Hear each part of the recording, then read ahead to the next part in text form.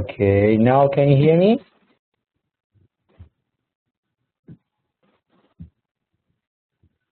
Okay, I do believe now everybody can hear me. Ladies and gentlemen, can you hear me now? Okay, perfect. So, welcome to class. This is chapter 7, session 7 of our leadership class. I immediately start the class by having the title, Managerial Traits and Skills. We are going to discuss this type of learning objective. At the end, you have to be able to answer these questions. Understand how conceptions about the importance of traits have changed over the past 70 years. Understand the different types of traits that have been used in leadership research. We are going to understand the type of research methods that have been used to study leadership traits and skills. And at the end, understanding what traits and skills are most relevant for effective leadership. In continue with them, we have understanding how traits and skills are related to leadership behavior, how the relevance of a trait or a skill depends on situation, type of organization, and national culture, and the traits and skills that cause some people to derail in their managerial careers, and at the end, the limitation of traits approach will be discussed. So today we are going to talk about all of those traits, approaches, and theories about management and leadership. Nature of traits and skills. What is the meaning of trait at the beginning? Variety of individual attributes, including aspects of personality, temperament, and needs, motives, and values. So guys, please, when you come, please keep it on mute, and your entrance doesn't irritate the rest of the class or disturb the rest of the class. Need, motives, desire for particular types of stimuli or experience. So first of all, we talk about traits, a very straightforward definition. So understanding immediately what is trait. Trait is any specification, any adjective belong to human beings. From personality, as you can see, to temperaments and needs and motives, anything that you do every single day that Mr. Nuristani is all about, okay, or it can be about the rest as well. Need, motive, desire for particular types of stimuli or experience. The needs are the main drives in human beings. Like if there is no need, there is no basically reason why you have to have any effort on anything. So the need is the reason why and the main reason for motivation of human beings. Values, internalized attitudes about what is wrong and wrong, right and wrong, ethical and unethical, moral and immoral. So as you can see, value is going to have different meaning in different countries. So it's a very relative, subjective thing. We cannot say exactly everybody all around the world have the same approaches towards right and wrong, ethical and unethical, or moral and immoral. So that makes the value very delicate and significant. Understanding of that will help you to predict some people from the same culture and same attitude and background. You can predict them better, and you can just basically do things that can go along with those values, not against them. Skill, the ability to do something in an effective manner. So these are all different keywords that we need for this chapter. That's why we explained them at the beginning. Let's go further. Three-factor taxonomy of skills. We have three different taxonomies of skills. We have technical skills, interpersonal skills, and conceptual skills. As a matter of fact, manager or leader has to have all to be able to be successful. Technical skills is knowledge about methods, processes, procedures, and techniques for conducting a specialized activity, and the ability to use tools and equipment relevant to that. So this is technical. So definitely, different managerial level needs different skills. The higher you go in hierarchy, the least you need, or the less you need technical skills, and you more need conceptual and interpersonal skills. The lower you are in hierarchy, you need more technical, interpersonal, and less conceptual. So based on different levels of management, we have different needs of skills. If you look at interpersonal skills, knowledge about human behavior and interpersonal processes, ability to understand the feeling, attitudes, and motives of others from what they say and do.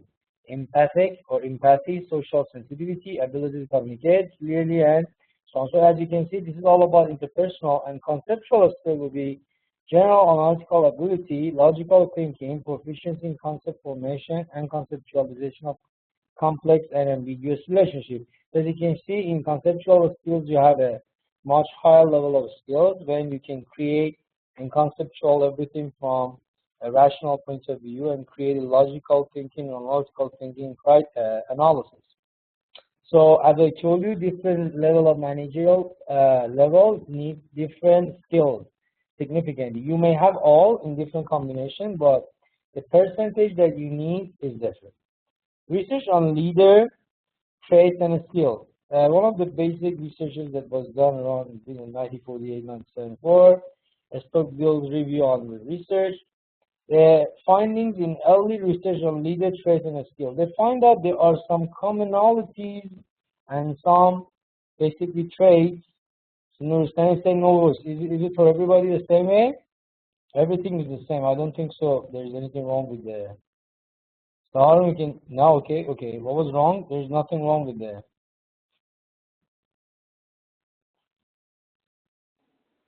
Findings in early research on leader traits and skills. Traits adaptable to situation. Alert to social environment, ambitious, achievement-oriented. These are the most common traits that was found initially for leaders and managers, and definitely it was the early researchers that were evolved as time passed. So we have assertive, cooperative, decisive, dependable, dominant, energetic, persistent, self-confident, tolerant of stress, willing to assume responsibility, and the skills are clever, intelligent, conceptually skilled, creative, diplomatic, and tactful, fluent in speaking, knowledgeable about the work, organized, persuasive, and social skills. So these are the original and initial researches that were actually done between 1948 and 1974, especially these two ages, by a Stockdale review, and then they found out these are the common traits among leaders and management. Let's go further and find other specs and other theories about the managerial traits and so on. We have Macklin managerial motivation, which is another famous theory about leaders and management, measured with the thematic apperceptions test, TAT. This is going to see what are the needs and how you can use them to motivate people. So need basis will be discussed. Need for power, for example, is one of those common needs among managers. So using them, using that can definitely help. Socialized power orientation and personalized power orientation, two different needs of power among leaders or managers. So this is one of those need basic of this TAT theory. And then we had other needs as well as need for achievement and need for affiliation. If you remember, last week we had kind of discussing this need for power, achievement, affiliation as three different theories. Actually, this is one of those main leadership theories, and it's going to show how motivation as well as the combination of motivation and leadership is going to work. So there are three main needs among all of this, basically common among all of this, which is power, achievement, and affiliation. And these three, they can be the main reason why you do different things. Optimal pattern for large organization: a strong socialized power orientation, moderate need for achievement, and low need for affiliation. There are three possible outcomes of this type of actually this theory. Then you whether have a strong socialized power orientation, or you have a moderate need for achievement, or it can be low need for affiliation. Any of these can work. This optimal pattern for large organization is this. You don't usually have all of them in maximum. As you can see, need for power is the maximum, need for achievement is moderate, and need for affiliation is the lowest. So in optimal pattern for large organization, this is how it works. We have another theory, which is Miner's managerial motivation theory. Again, this is another theory about management, and how it works is this way. Measured with the sentence completion scale. As you can see, this type of motivation theory works on, you give the blank spaces to your subordinate or respondent, and they're gonna fill up that with the specific answers. Correlates with advancement.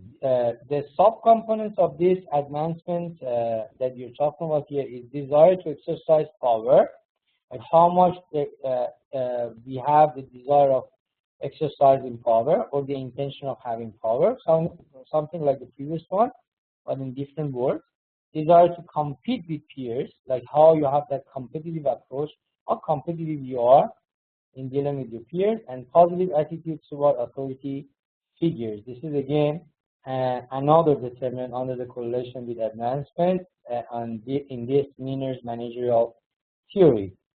So far we already have 3 to 4 main theories of managerial theories, and as you can see, all of them have different approaches toward motivation and how motivation is going to be created, stimulated, and initiated in organization based on different reactions of human being, or at the end of the day, manager or leaders that they used to be normal employees.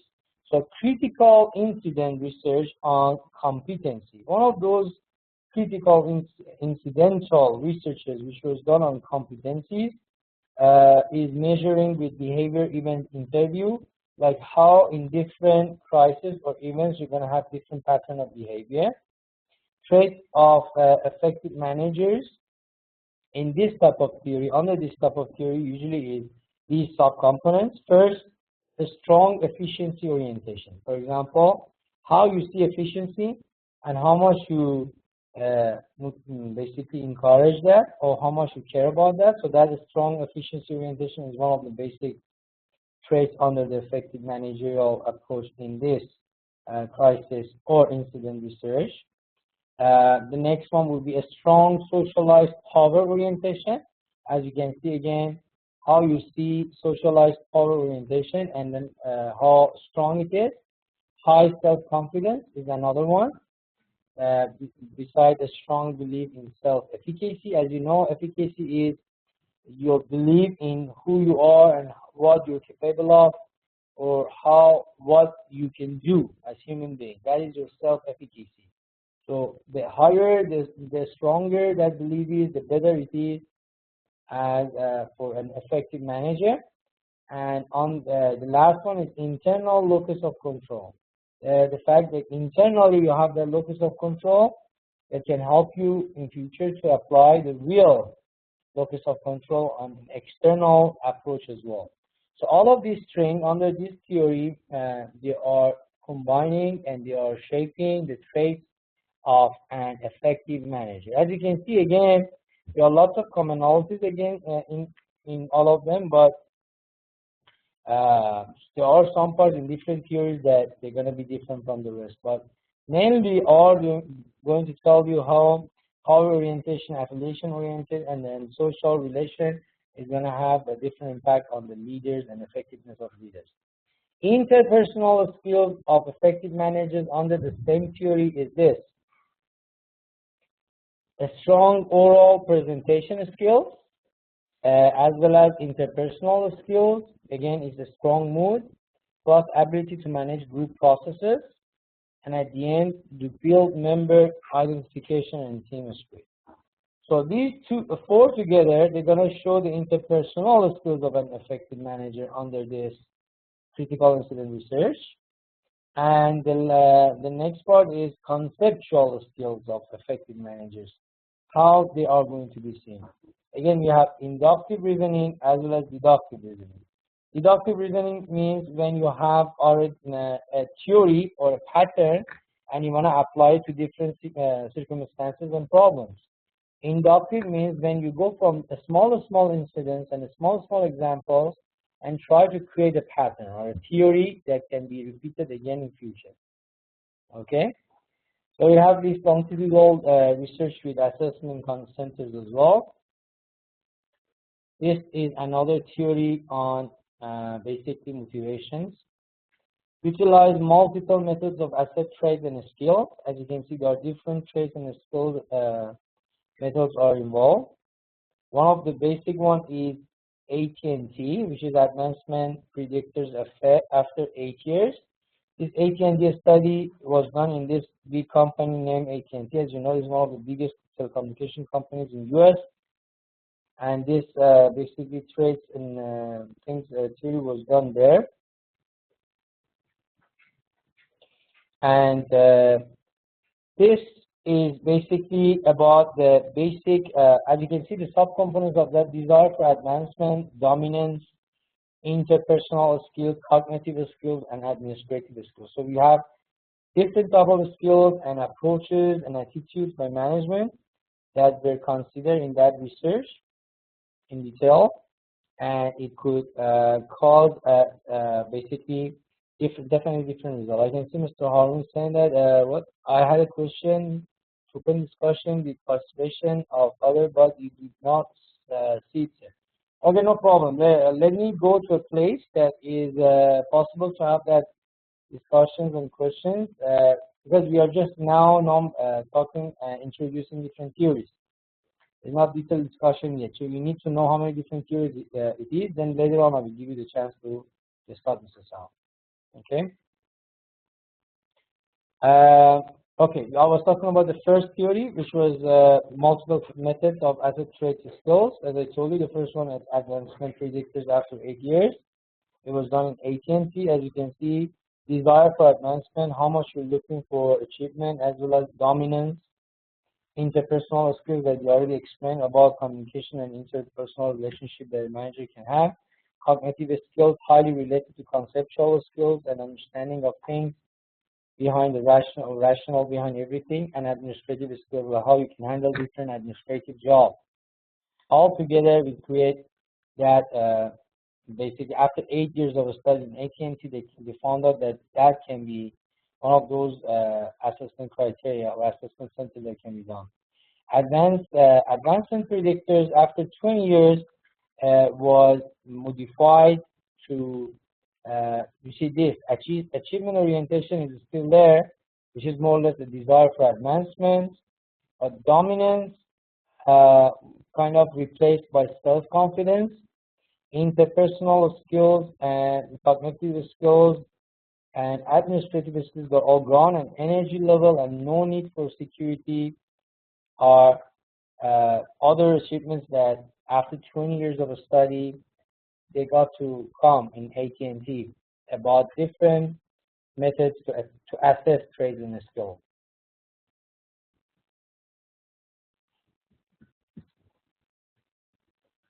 CCL research on managers who derail. Let's see what is that. So far, if I want to sum up what we've had, we were talking about different theories about traits and skills of management and leadership that can actually differentiate between different leaders and different managerial level. Different theories have different subcomponents and so on, but most of them are about some main issues, but they are just rephrasing them in new subcomponents. At the end of the day, you can see manager and leader from trait point of view and also skill point of view, and try to find out how you can assess rightly these managerial and leadership skills. So far, all of these theories were about different approaches as well as assessment so far. The CCL research on managers who derail is another topic that we're going to discuss right after the assessment theories and so on. Advancing managers versus managers who were dismissed, transferred, retired early, or flattered. This is different approaches that you're going to have toward these managers that they might not paid off properly. For example, if you see advancing managers, means a manager who is growing in the career rightly up to the upward mobility, while there are other managers that they are not doing so, whether they were dismissed, fired, transferred, retired early because they did something wrong, and all of those things. So as you can see, we're going to see in this CCL research, we're going to see what were the traits that those advanced or successful high achieving managers have, and what were those traits that were common among those that they weren't successful. So again, this theory about management and leadership is going to tell you that there are some commonalities among those that they are successful and those that they are not really successful. Traits, skill, and competencies of successful managers based on this CCL research theory is this. First of all, emotional stability, how they can handle different emotional situations, or in other words, emotional intelligence.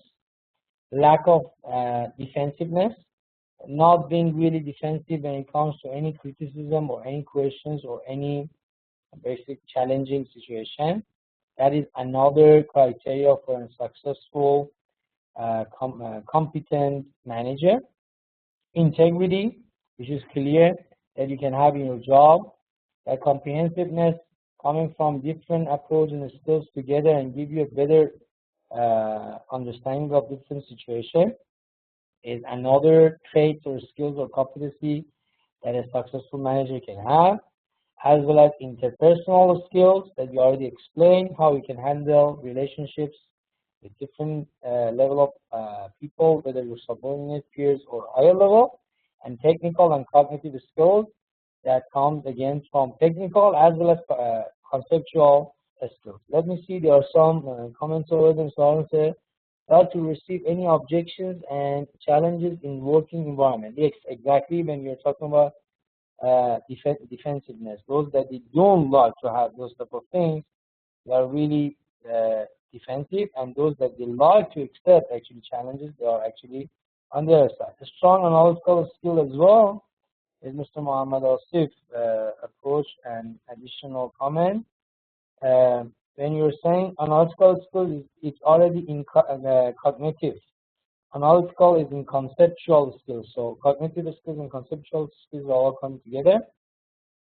I'll just explain, Mr. Nuristani. What do I mean by cognitive? That conceptual skills that you may have and help you. So you see, they are again different theories. They are more or less talking about the same main skills. That is technical as well as interpersonal as well as conceptual. But they have different definitions for and different way of classification of it. At the end of the day, they're all the same. As I told you, in this specific chapter, what we are trying to do is we are going to elaborate more on different researches that were done on different theories based on traits. Means if there is a successful manager, most probably there are some common traits that this successful manager has with other successful managers. And if there is an unsuccessful manager, also there are some commonalities as well. So as you can see, this CCL research is trying to give you all of those positive ones. And all of these items that I just explained for you, they are going to tell you different approaches. We are going to now discuss, look at the next slide, which is managerial traits effectiveness. These are the specific traits related to leadership effectiveness.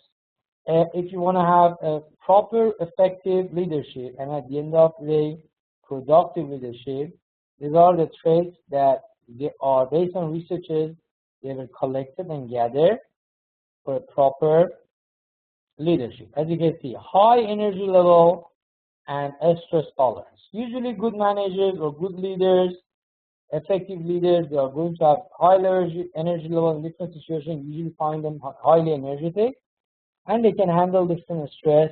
So they have high tolerance when it comes to stress. The next step is self-confidence. They are highly confident in themselves, so they believe they can do what they're supposed to do. That is another effective trait that leader can have. Internal locus of control orientation. Again, we discussed it just now, but again, I'll repeat this.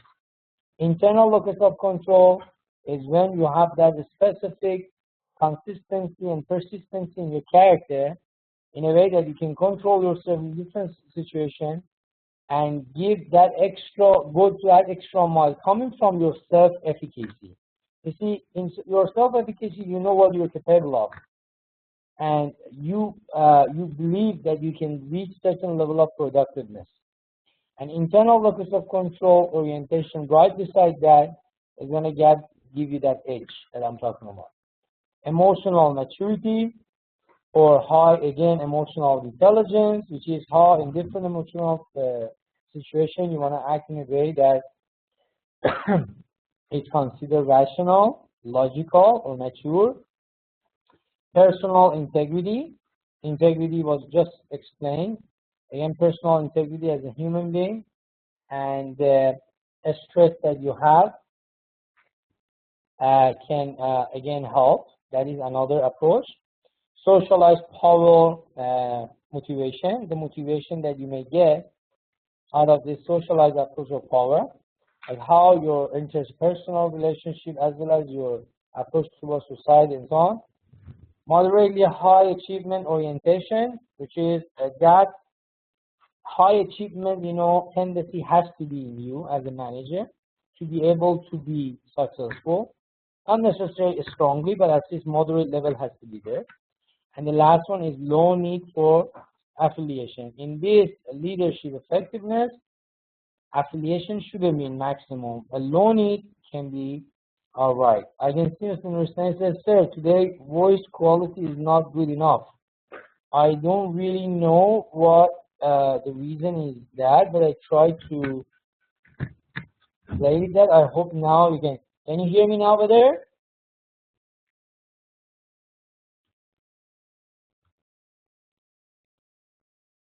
Okay, let me see. Maybe I can do some amendment on the. How's that now? Is it good?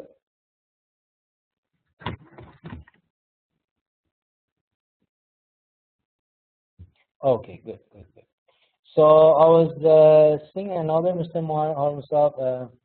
Sincerity, consistency, and substance are the models of personal integrity. As I told you, personal integrity, as I explained before as well, is all about that consistency that you get and those solid approach that you may have as a human being.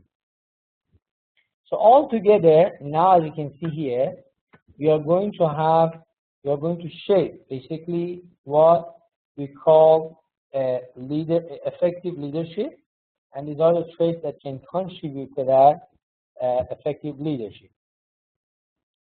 So let's go to the next table, which is Big 5 personality traits.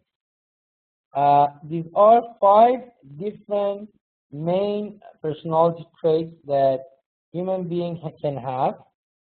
From, as you can see, the first one is urgency, conscientiousness, agreeableness, adjustment, and intelligence, which is, as you can see, all of these things. If you want to talk about urgency, these are the specific traits that you get: extroversion, outgoing, high level of energy and activity, and need for power assertiveness. These are the traits that they come for urgency.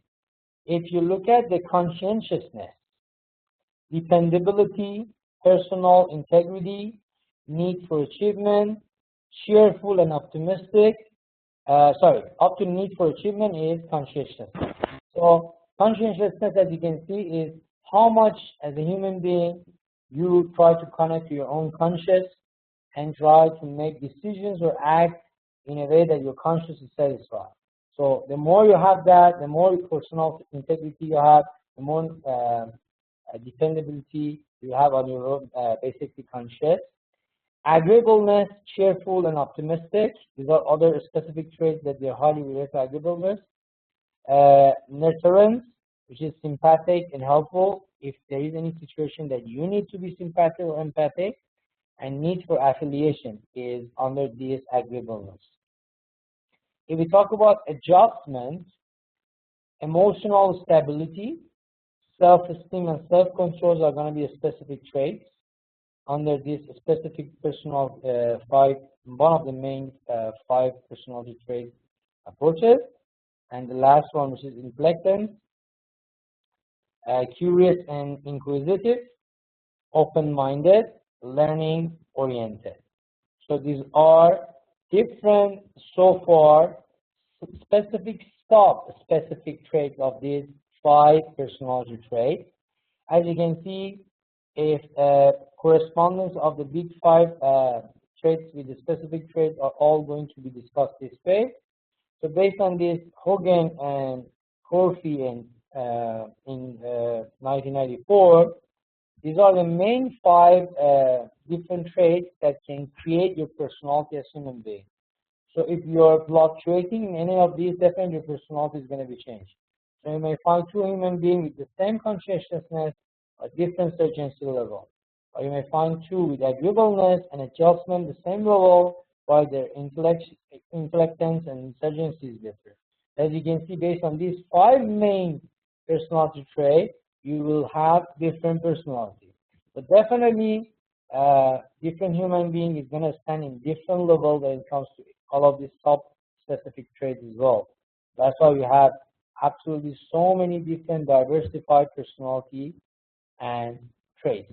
That one was another theory toward traits and a specification of leaders and managers, and even with normal human beings, how different personality can be seen. As I explained at the beginning, traits are related to personality as well. Skills are also involved, attitudes, values, and all they're going to be there. So that's why we are going to discuss all of those motivation, personality, and traits theory all together. So let's focus more on managerial skills and effectiveness and find out what is so special about these different skills and why they were the main categorized skills for different managerial levels. The first skill that we're going to discuss very much in detail is technical skills. They include knowledge about methods, processes, equipment for conducting the specialized activities of the manager organizational unit. As you can see, all of those basic operational level or technical level skills that you need to be able to handle the basic job that you have in your organization, that is your technical skill. As I explained at the beginning, the lower the managerial level is, the more technical skill is needed. Simply, when you have a managerial operational level managers that you're working with, for example, manufacturing line workers, they definitely need to know what are the technical skills, what are the basic things going on there, how to work with machineries, how to handle different problems happening in that level, because they're operational level managers and they're working with the white-collar workers. But as you grow up in your managerial level, like in middle range management and high-level management, as you go higher, the more you are, the less the technical skill is needed. The next level of skills is conceptual skills that we're going to discuss. Involve good judgment, as you can see, foresight, intuition, creativity, ability to find means and order in ambiguous, uncertain events. That cognitive approach that you may have as a manager and how you can handle different, for example, ambiguous situation, crisis, different creativeness and innovativeness that you may have in different situations, or ability to find solutions for different problems in different locations is usually coming from the conceptual skills. Again, at the operational level, you may have some, you definitely need some, but the higher you go in organizational level, the more you need this. Interpersonal also the same, as it's something that you need it in all of the levels, but the amounts that you need in different levels is different. Let's look at the interpersonal skills more now. include knowledge about human behavior and group processes, ability to understand the feeling, attitudes, and motives of others, and ability to communicate clearly and persuasively. You see, as a manager, one of the basic needs of you is communicating with different people, whether they are your peers or your subordinates or your bosses. You have to be able to understand feelings, attitudes, and motivate people through the relationship and interpersonal skills that you have. So that knowledge that helps you to have better communication and having higher ability of creating better personal and group communication among all of these people that you're in, and create a persuasive and convincing situation that can help you to do the job better, is coming from your interpersonal skills. Again, this is one of those that is common among all, but in different levels you need different things. This interpersonal skills, almost in all of the levels, you need it significantly. Whether you're just dealing with the operational level workers, or in middle range management, you try to bridge between operational level and high level, or in high level, try to deal with the lower level or with outside of the organization, the superpower outside of the organizations or other stakeholders. You need these interpersonal skills anyway. The other relevant competencies that you may have in managerial level will be emotional intelligence. That we talk about that, emotionally stable, emotional management, being consistent in your emotions and managing them. This is one of them that so far we explained. Socially intelligent, which is again coming from social aspects of emotional intelligence, and handling those society-based things coming from your own internal and external social approach. System thinking, how you see the whole organization that you're in. If you think as a system, if you act like a system, you're definitely going to get a better result. As far as the system thinking is one of those basically effective approaches that can create competencies in different managerial levels. And the last one, but not the least, is ability to learn. No matter how old you are, which level of managerial position you have, or anything like that, you have to all the time be ready to learn. The moment that you want to stop learning, that will be the end of your effectiveness. It used to be like this long time ago. When they wanted to say somebody is literate or illiterate, they were just trying to contribute or attribute that to level of education as well as knowledge of computer and so on. But in recent economies, in new economy basically, a new situation, you will consider somebody illiterate if that person is not willing to learn, or learning and ability of learning is significant in competency of effective leadership as well. So these are other basically relevant competencies that we may have for effective leadership. Let me look at Mr. Hamza. We said that learning-oriented leaders or managers. Before that, Mr. Hamza, okay, does it mean to manage your own and subordinate emotions in critical situations, sir? What you're actually trying to attribute to, Mr. Sahab? Would you please let me know that keyword that you're putting this definition based on it? We're talking about interpersonal skills, emotional intelligence, social intelligence. Which one are you talking about? Yes, emotional intelligence is how you can handle not only yourself, the situation that you're in as a manager, when they are sensitively emotional, and the time that maybe emotions are going to be that much high that rationality is going to be ignored. So the more you can handle different emotional situations in a way that your actions are going to be more basically logical based and without any bias from that emotions, That is when emotional intelligence is going to come to the picture. Exactly. Definitely, patience is going to play a significant role, but it's not one of those main keywords that we mean. You definitely have to have patience, because patience will give you the chance of rethinking. So definitely you can, like, the faster you answer to any action, the more chances of having wrong response. The more you think, the higher the patience is, the higher the chance of acting correctly. Yes.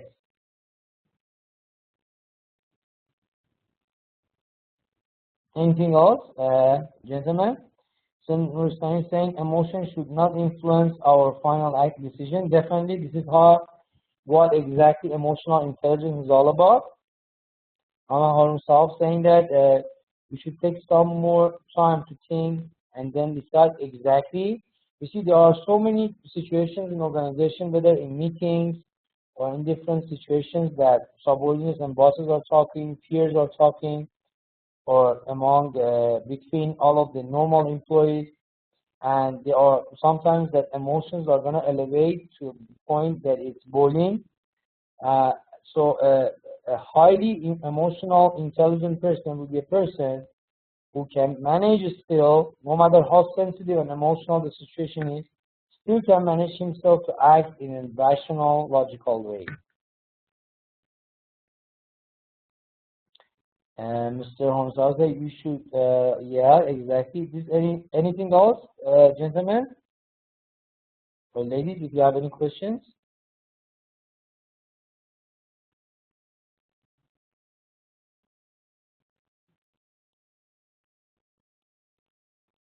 Okay. So, as we discussed so far, this four, later on I'm going to give chances to different students to basically, they share their understanding so far from the whole thing. But I didn't do it one by one because there are so many theories, then we couldn't cover all.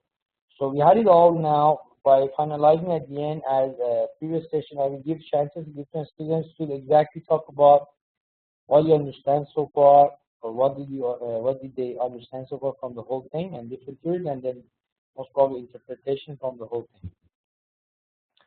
Let's talk about situational relevance of skills, how in different situations and managerial level you may act differently. First of all, relative importance of skills for different levels of management. You need different skills for different level of management. I already explained for you how they're gonna vary, and how different level of basically managerial level, they need different skills. As you can see, we have already two axes.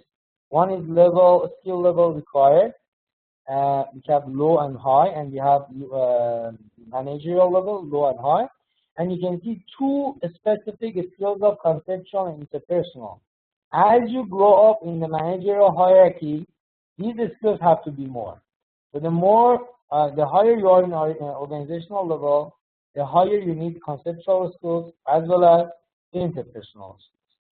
And the lower you are, you need technical skills. So as you can see, technical skills at the beginning is much higher, but when it goes to the top management, you need less of that. Because as a high top level management, you don't necessarily need to know exactly what are the basic technical things happening in the organization, or you need to have more interpersonal and conceptual skills to be able to connect with stakeholders, as well as handling things conceptually and having all of those relationships, PR skills, and so on. And you can see that specifically conceptual skills is the maximum variation is going to be there, specifically from lower to higher. The higher of your level in the organizational position you have, the higher the conceptual skill is needed. Interpersonal skills, as you can see, it is growing up as well as your level of management it grows up, but it's not exactly as conceptual skills.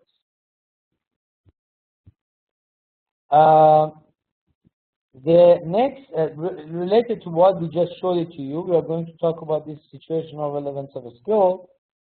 One of the basic subcomponents with transferability of skills across organization. difficult to transfer lower-level managerial skills to because these type of skills are more technical, as you can see, less conceptual, less interpersonal. Disagreement about transferability of upper-level management skill is also there. Again, upper-level management have more conceptual as well as interpersonal skills. So again, it's not easy to transfer this type of skills. You cannot simply put somebody from lower level on top or top and low because they are not suitable for those positions. So you really need to see if you want to choose somebody for higher level, most probably that person has to be chosen from an middle range management, which is much nearer to to higher level management rather than operational level. Because operational level is more about technical skills. You don't simply change top level to this operational level or vice versa. Simply because what I told you. Requisite skills and external environment are another aspect of this situational relevance of skills. Mix of skills change over time. You see, as different managers are growing up in their career in different organizations, they're going to have different mixtures. As simply we explained just now, if they're lower level, they're more technical and a little bit interpersonal, a little bit conceptual. As they grow up, they're going to be less technical and more conceptual and interpersonal. Their main, this mixture is going to be based on the globalization approach the organization has. Just imagine the manager or leader of a multinational enterprise or M&E definitely needs more conceptual and interpersonal skills rather than a locally, for example, oriented organization. That they still need high, but not as much as that globalization. Technological development. In different sectors, we have different technological development. We have some high technological dynamics development for some organizations, like just imagine like electronic gadgets and so on. And there are some that they are less. So that's why you can see some leaders or managers like Steve Jobs, late Steve Jobs, who was all the time even involved, highly involved in technical things. Because the system, the organization and the type of the technology and industry that they were in needed such a thing. Even the CEO needed to know everything about the detailed technical things. So that is another aspect that is going to, in fact, the requisite skills of an external environment. And social change. What is really happening socially in different environments that you're acting or you're performing can definitely influence you as a manager as well. This is the final, but not the last or the least important, but this is one of the most important. So what is happening in social external environment is also another explanation. Let me see here, there are some comments again. Let me see it from a higher level. Okay. Mr. Emotional should not influence our final decision. We talk about that. We should take some more time to think and then decide. We talk about that. The Mr. Saab is talking about more example about which one, Mr. Harun? Oh, social change. Social change, for example. Let's talk about Afghanistan. What happened in Afghanistan since last 10 years ago or 10 years ago? As you can see, the fact that Taliban was kind of overthrown from the power, and then the new system came up. The whole social aspects of Afghanistan was totally changed. You should simply see how women could be given new chances, not only in high level of management, parliamentary seats, their role in the society, and all of those things. That is part of the social aspect. How an Afghan lady could be seen, and the role of that person long time ago, around 12, 13 years ago, and how that can be changed, and how all of those changes that happened during the time, this last decade in Afghanistan, can be one of those social changes that definitely influence your leadership if you're working in that country. So, Mr. Muhammad Harun said that, so now how this is linked with leadership skills? Definitely, you see, when you're talking about situational relevance of skills, when you have different environmental factors influencing your leadership, which is one of these that is social, definitely your skills have to be changed. Just simply like that. You see, if you had interpersonal skills before, and you needed to just act and behave and find out what is the right way to act with your peer men colleagues or subordinates that are all men, simply because female cannot be authorized or being given this chance of working in that organization. Now you have to revise it, because these ladies are now coming to environmental, all of these work environments. They're going to have their own influence. They are part of the organization. So as a leader, you need to know how to stimulate them, how to basically influence those subordinates or those colleagues. Sometimes you may end up having some bosses that they are female, and those, again, you have to have proper interpersonal skills to deal with them. So this interpersonal skills is going to be one of those significant skills that highly is affected by that. Cognitive skills, how you see them as part of whole decision solving process, and your approaches toward them can be another aspect of that. I hope that I could answer your question. Mr. Harmsov said, like in past, if you had an autocratic model, now you need to change it to more participate with it.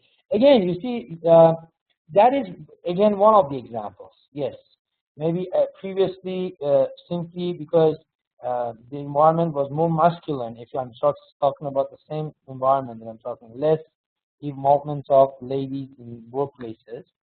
So you could have certain place, certain organizational language, certain organizational culture, which wasn't really necessarily very conservative. They may act sometimes very severe or maybe autocratic, simply because you're just dealing with highly masculine subordinates and bosses and peers. But then we have ladies that they are different, they're more delicate, or maybe they are different, sensitive, and emotionally highly different from men. You definitely have to have another pattern to be able to handle the same organization, simply because this social aspect of your job is different. Any other question related to the same thing? If not, we are going to go for the last slide, and then I'm going to give the chance to different people, whoever is interested, to discuss their understanding from what we had so far in this session. Application for managers. So far, whatever we had, there are some certain applications to managers as well. If we accept some of these theories and traits and skills, and you try to connect to them in different managerial levels, there are some guidelines to be able to improve our relevant competencies by paying attention to these theories and so on. Now, all the time, a manager has to maintain self-awareness. Who is he all about, and how he can do all of those, basically, if there is any pitfall or problem or deficit or deficiency from what he wants to be and what he is now, has to be there, has to be all the time by that assessment of self-awareness and those feedbacks that he can have to himself. Again, find out. The next one would be develop relevant skills. So you have to find out how you can fill up those gaps and those problems by developing certain relevant skills.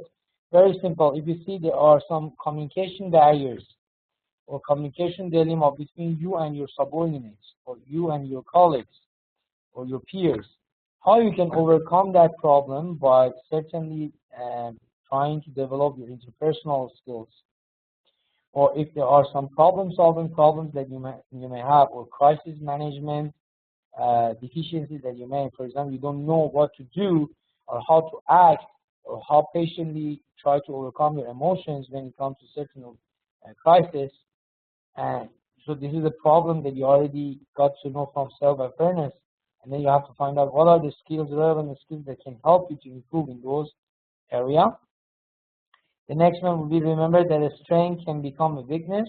You should not take it for granted that, okay, if I have something as a strong skill, it's going to be forever a strong skills and a strength of me. If you don't pay attention to that, if you don't try to keep up with the latest changes, and you don't try to re-practice all of those positive things that you have, you may end up having those strengths being weaknesses, simply because you're over relying on them, over leaning back to them. Okay, you cannot simply stretch out your legs and say, okay, from now on I'm good because I already have all of them based on my evaluation. I got these are all good. So you do not put any more effort on it. And the last one is compensation for weakness. We have to be able to find out some compensation for weaknesses that you have, whether by developing or trying to vanishing those weaknesses by some and replacing them with the strength, or trying to decrease them by highlighting other strong skills that you have, So altogether, these are different guidelines that you may have for understanding and improving relevant competencies skills.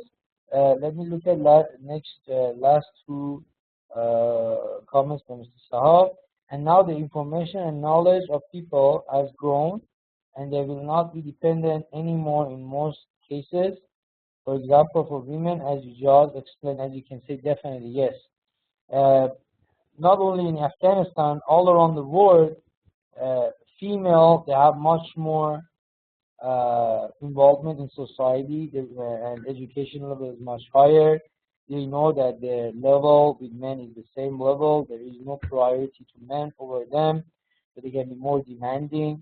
As far as they're more educated and they are more aware of the latest issues, they can apply to their real life as well as professional life, career, as well as their personal life. But definitely that changed the female role in society, and other men that they're working with female, they have to consider this as well.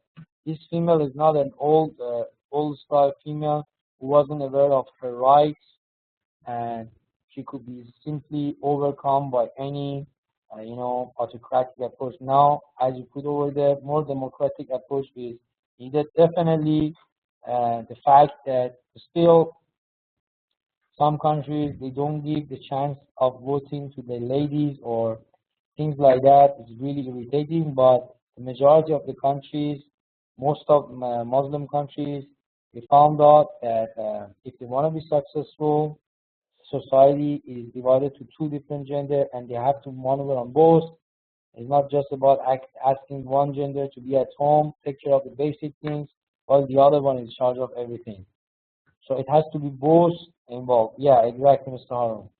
Your explanation is nice. You're saying that this seems to be more democratic, that contributes to independence of subordinates, and also laissez-faire. Yes, laissez-faire approach of management, that you give absolute empowerment to your employees and give them this freedom of doing the things independently, is exactly coming from the new approach that we have. Very good, Mr. Aram. Okay, let's go further. As you can see, this is the last part. So as I told you, I want now to give the chance to all of you to give me your understanding about what we had so far. So simply, as usual, please raise your hand, and based on that, sign right beside your name. I know that you're interested to talk, and I will give you the chance of talking. Who will be the first person who's interested to talk about that?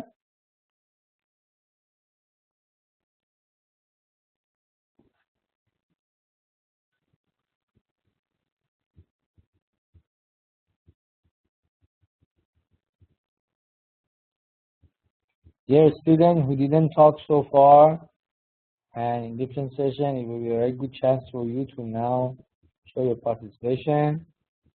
We have some that they all the time contribute. We definitely will have some statements from them. I would like to have some new students to discuss.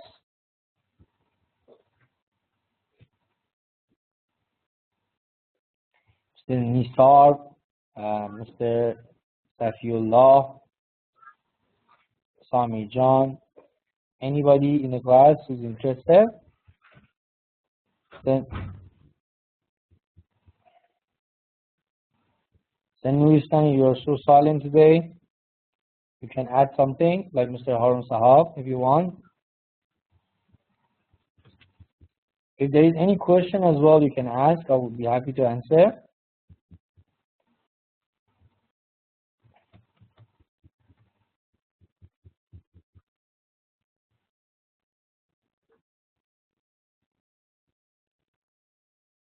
Now, Mr. Samijan is saying the application performance management capability includes server monitoring, application server monitoring.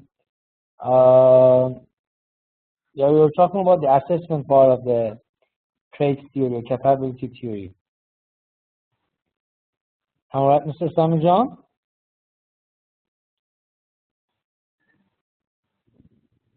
Okay. Good. Yes, exactly. The assessment is important. You have to know first what's going on, then finding out how you can develop it, how you can compensate the weaknesses, how you can work on your strengths, keep them a strength, not allow that to be a weakness. Mr. Stein said every manager or person should do his or her SWOT analysis. Exactly. Okay. Do is missing, but I just added to that. It's definitely SWOT analysis, or SWOT, which is strength, weaknesses, opportunity, and threat analysis, is one of the most important analysis that you can have, even personally. Because personal approach is going to help you as well. If you're in a managerial level, that feedback to yourself can definitely help. One of the most famous feedbacks in human relation administration is 360-degree feedback, which you will find your subordinate, as well as your boss, as well as your colleague, as well as yourself, to give feedback about who you are. And combining that, you can come up with a better self-awareness and assessment. Yes, no or do, definitely. Because in some interview, the interviewer asked the question. This question, what question, sir? So you understand, I can give you the chance of talking. I think that would be much better if you want to talk. Then we start. Okay. You understand? Yes, sir. Oh? Yes, you hear me, sir? Perfectly, yes. Yes, sir. What do you want to ask, sir? You were commenting here, and you were talking about interview and interviewee and all of those things. Why don't you talk about that? That would be much faster. Yes, sir. Sometimes, sir, interviewer is asking about the SWOT analysis of the interviewer, sir. The interviewer may ask, sir, about what is your strength weaknesses. Sir, as you say that application for managers, these two factors are very important, and every person should know his weaknesses or his strengths as well in order to be successful in the organization or in his personal life, sir. These two factors are really important. So this is what I mentioned. I was referring to that everyone should know his or her weakness or strength, sir. Oh, perfect. Thank you so much. Exactly. One of the most common, frequent asked question in interview is this question that interviewer asks interviewee, that do you think what is your strongest point, or what is your main strength, and what is your basically main weakness? This is very common. And as a matter of fact, the way that you answer that as an interview... It is common, sir, but no one gave it attention, sir. Yeah, exactly. By the way, it's very common, but still people are going to be caught not being able to answer that properly. A very, very good point, Mr. Nurstani. Exactly. In reality, when you ask, by the way, that it's a very common question, like, what is your name in an interview, but still, it happens that most of people, they won't be able to answer this in a way that is encouraging and convincing for employers. Thank you so much. An application for managers, punctuality, self-management, and time management is also very important for a manager. So yes, in terms of efficiency, you mean? No, applications, sir. Like the manager should be punctual. He should be on time, sir. He should those factors like self-management, sir. He should do like should make a timetable for plan for daily work and as well as weekly work, sir. Those are also a manager should do in order to be a very exactly. These two are do's that actually management has to do, and if he is doing it properly, or if he doesn't do it properly, he will come under self-awareness. So if they're doing it properly, they know that they're doing it, so they try to keep up. and if not, they have to find it as a weakness and they try to develop a relevant skill to be able to do it properly. Yes, exactly. Anything else, Mr. Nuristani? No, sir. If you want to ask, sir, I don't have anything to say. Sir. Okay, thank you so much. But maybe the last question would be, how did you find this specific trait theories and skill theories? What is your interpretation from that? It's good, sir, but as we know, the general theories that we should consider the three factors: intellectual, interpersonal, and technical skills. Those three skills are very important for every manager. Exactly. And according to and other theories that we have discussed, we should know about them. But those three theories are very common and they are very applicable, sir. And according to my point of view, every manager should go through these three phases, sir, from technical to intellectual and to interpersonal, sir. And if a manager goes through these three phases, sir, that manager can be very successful. If one manager, as you discussed it, sir, that one manager should have a specific, like in operations, we should know that technical aspects of that operation thing. But I agree upon that. But my point of view is that every manager should go through these three phases, sir, and it will be exactly. You see, if you remember, yeah, thank you so much. If you remember, we said all of these three are common among all, but how much do we need from each is different. Okay, Mr. Nuristani? Yes, sir. It depends upon the situation. Maybe sometimes technical skill is needed. Sometimes interpersonal skill is needed when we want to motivate our subordinates, and so when we sometimes when we want to find donor for our projects, interpersonal skill is very important in order to find donor for our project. Those three skills will be used differently according to different situations, according to my point of view, sir. Exactly. No. What you're saying is actually right. Your understanding makes sense. It's exactly as we said that these are all common three skills among managers. Again, based on different situations and circumstances, you may need to use different combination or sometimes just one of them. But at the end of the day, all of them are critical. Thank you so much, Mr. Nuristani. If there is nothing else, I will ask another student. No, sir. Thank you, sir. Thank you so much. Other students that they're interested to talk about what they understood or what is their interpretation of perception from the whole thing, I will be happy to give them the chance. Mr. Faisal, for example, I can see here Mr. Jahadullah says that there should be action plan and delivered progress report to line supervisors. Oh yeah, this is one of the ways that you can see how you can monitor. But then they are more or less here talking about self-awareness. If you want to do it all by yourself, how you have to do it. Okay, but what you're saying is also right. Definitely, there has to be a monitoring system for low-level management as well as other level management, line supervisors that you say, operational level, from what has to be done, action plan, also the process that is happening and so on. But besides that, that is also another important thing. Mr. Arif, are you interested to talk, or other students? If you have any questions or you have any idea you want to share, I will be happy to give you a chance. Mr. Sahab, you had so many questions while we were having the whole thing. I will be happy if you have any questions. I'll give you that chance here. Maybe you can be next one.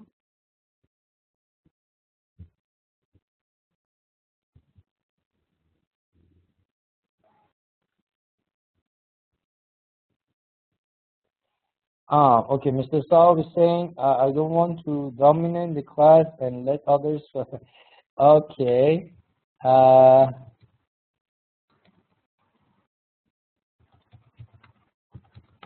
No, it's all right, Mr. Saab, because I'm asking everybody to talk, and I found out that you are one of those who's interested to talk, like Mr. Nuristani or maybe other students.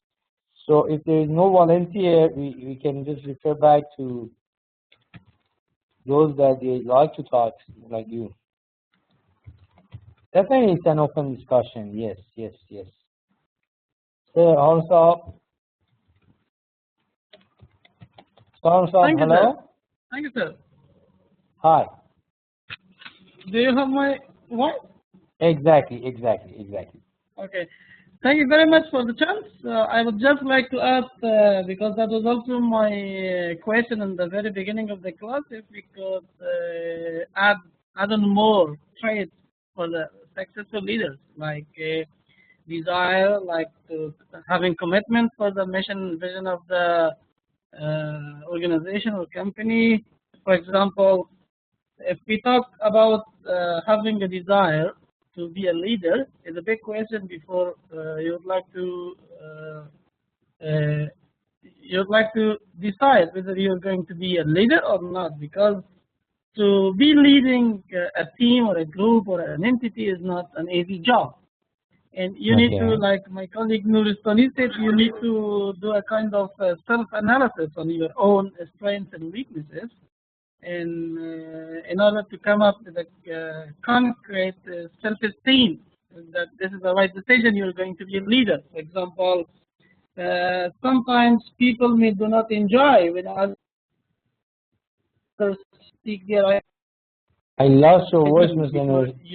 Whether you enjoy it to be yes, whether it is enjoyable for you to be questioned for new ideas, for new concepts for you, or do you have the capacities of that or not? Or do you mind asking team members challenging questions when you're working on a project, or when you're leading a team or a project? Is that acceptable for you? Like you are talking about emotion to stability. Is that good for you to receive lots of challenging questions every day or not? If you have the patience and the capacity to tolerate these questions, you may decide to be a leader. Or maybe you are not supportive by your nature, but if you are going to be a leader while you are not supportive, I think you will not play the role of a leader or a manager very well. It's a question to be answered first by yourself that yes, I'm supportive at any time, whether off time or official time, I would be a supportive leader. Or I have good facilitation skills. For example, if I'm going to be a leader, I should have facilitation skills. If I do not have facilitation skills, suppose there is a critical situation amongst the subordinates or the peers, how I could do the facilitation in order to tackle the problem. The same, if you feel a kind of commitment with yourself regarding the mission and vision of the organization or not, or you just think that you're working for the organization and you don't think that you're going to be there forever or for a long period of time. Because the first founders of the organization are the people who have the vision, and they are committed to the mission of the organization. So here is a good question that you should think about that. Do I have commitment towards the mission of the organization to be the leader on a project of the organization or on a major part of the organization itself? If you feel that you are committed, you can decide to be a leader. Otherwise, maybe you could ignore it.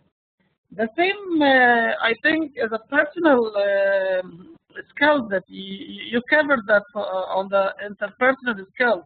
It is very important that while you are going to be a leader, you need to have some example by your doing, like that you're working much harder than others, and you're treating everybody very fairly and equally, and you're always true, you're always honest, and you accept the responsibilities for the mistakes of your subordinates, so they can see an example on your behavior, on your interpersonal skills, that let's see that the mistake is committed by the subordinate, but the leader feels responsible for that mistake. Or you shouldn't make any false promises, or you should be following your promises. So you should keep confidentiality or privacy amongst the subordinates. So these are some sort of leading by example, I think. I think once we feel like Nuristan said that we have these strengths and we have some weaknesses that we should have plans for them to change them to a strength, I think it's better to go for being a leader in the organization. Thank you very much, sir. Very good, Mr. Harmstav. You almost gave another lecture, another lesson. I really enjoy your explanation. Thank you so much for that much comprehensive approach toward the whole thing. It was like exactly the right choice to give you the chance of talking, and thank you so much for coming up with a very nice evaluation interpretation, also additional examples and explanation. Thank you so much. Is there anybody else in the class who's interested to maybe share his opinion or understanding with the rest of the class? We can have another one. If not, I can give you a final announcement and then we can call it a day. Is there anybody? Gentlemen in the class? Today our class is almost absolutely purely male class, and there is no lady as I can see in the class. So gentlemen, if you have any question or anything, I would be happy to answer if there is any. Okay, so let me one more time, as last week also I told you, this is week 7, and week 8, which is your assignment due date, is next week. Please be aware of this fact that next week is your final week and you are supposed to finalize your work by next week. Please look at the assignment structure for any question related to detail of the assignment, as well as what you have to exactly do about your assignment. If there is any question, assignment structure was sent to all of your email at the beginning of the semester. So by looking at that, definitely you will know what exactly you have to do. I expect all of the group leaders next week on the same day that you have the class, before the class or after class, send their work to my Gmail email. Please do not, the email that I provided for you at the beginning was my Gmail email, plus please try to liaise with me through that Gmail email, not Yahoo email. Because that Gmail email is and the group are all created for the class, please do so that way. I one more time write down my email address here, and I want you to correspond through that. This is the same email address that you received the assignment structure, as well as all of your basically PowerPoint slides and so on. Okay, and this is the email address. Rashad @gmail.com. So please do send your work. Just the group leader has to do so. Not all of the group members need to send it. Please do not send your work more than once, and just wait for my confirmation of recipient. Acknowledge of receipt means that I already received the basically the group work. In the group, in the work that in the basically the assignment that you send, please one more time write down your group leader and all of the group team members. Just basically, so the information that you have to include in the email is basically attaching the file of assignment, as well as writing down the name of the group leader and all of the group members in that group. So when you send it one more time, attach these two main information. Thank you so much. It was like another thing. Tomorrow again exactly. Next week, Mr. Harun, is the due date. This week is week 7. Week 8 is next week. Exactly. Next again tomorrow I will repeat some of this explanation that I explained today. For leadership, if you have electronic marketing with me as well, the same thing goes to that class as well. I want to receive all of the assignment on the same day of the class, which is Tuesday night.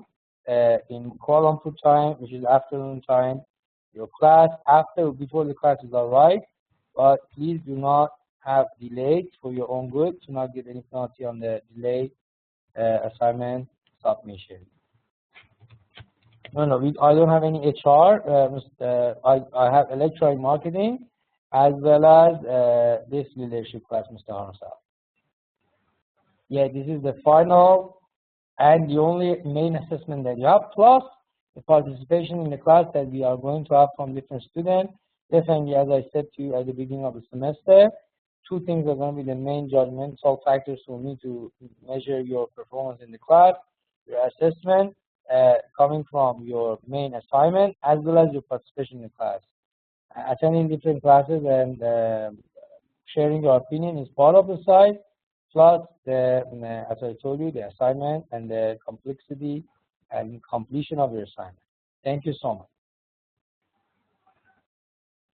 All of the emails and everything is already there. Please retake. If you you just look at your history, as far as your email address was initial in this list, I definitely have sent it to you. You just search my my email and you will be able to see my emails to you all.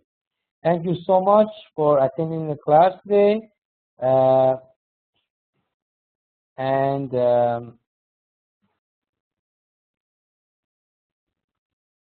Mr. Arnsaf, this is, as I explained at the beginning of the semester till now, our a little bit due date is different from other session. We don't want to delay it because by the end of this basically immediate class, we're going to finalize the marking and so on. So that's why I don't want to have any delay assignments. That's why we already set week 8 as a submission date for assignment, because we didn't want, because we want to finalize all of the assessments right after finishing the class. So it is for you, your own good as well, to not have the delayed result coming up. So your collaboration is highly appreciated.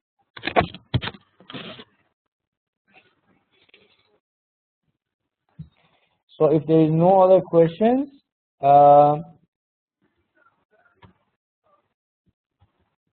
okay, I say bye to all of you and see you next week. Thank you so much.